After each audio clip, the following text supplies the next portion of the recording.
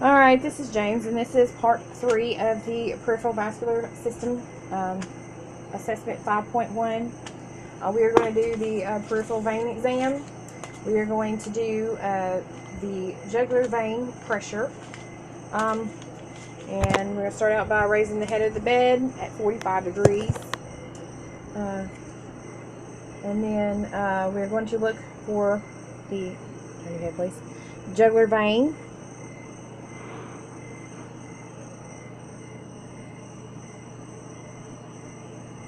And you should be able to watch the rise and fall and the waves of the jugular vein and the angle of the jaw next to the clavicle. And you should be able to see the 3 pulsations, which indicates that he is in normal sinus rhythm, and we do. Then we're going to check for the jugular vein pressure.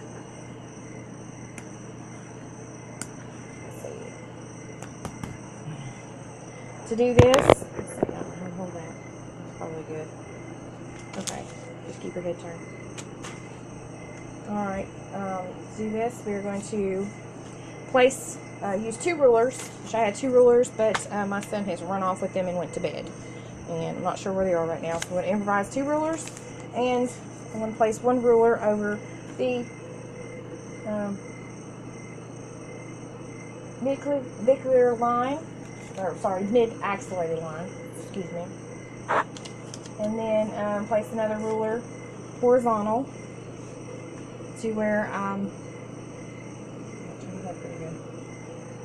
where you see the highest pulsation, and where the rulers intersect, you would read the number on the vertical ruler. And the normal estimated jugular vein venous pressure is less than 9 centimeters. And then we're going to do the hepatojugular reflex. Turn your head. Okay, I'm going to place my hand over the mid-epigastric area, and I'm going to watch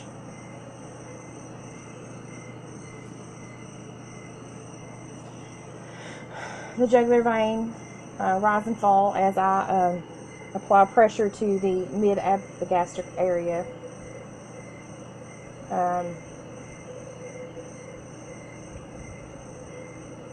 The jugular vein should rise and fall quickly before release the pressure, which is you're able to see it, but not able to see it very well on James. His stomach is a little obtunded right now. He has some issues going on, so I'm not able to press as hard as what you normally would on a regular patient.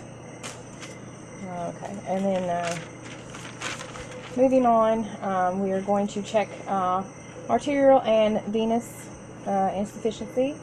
We are going to start out by looking at the skin. We're going to look at his arms, and we're going to look at the skin, and we're going to notice that it is pink, warm, smooth texture.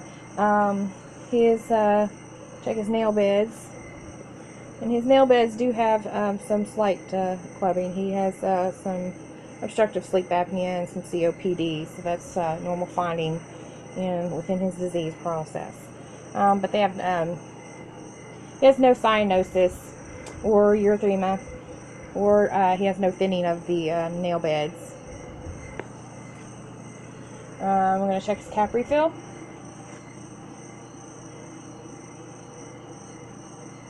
And it is less than 3 seconds. Normal is 1 to 2. This is a little bit, there it goes. It's 1 to 2. And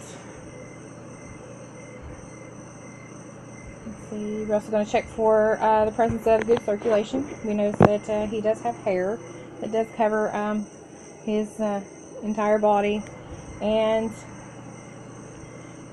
he has no muscle atrophy. He does have some slight edema around the ankle area. But as I mentioned, he does have a little peripheral vascular disease. So that's kind of a normal finding within his disease process.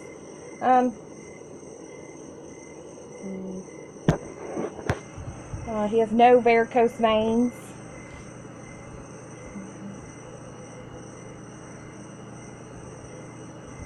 And upon palpation, the temperature is even, warm in all areas. Pulse qualities are strong. And the right is equal to the left. Everything's symmetrical. He has no tenderness upon palpation. Let's see. And no pitting edema. And I think that, let's see. I think that concludes this assessment. Thank you.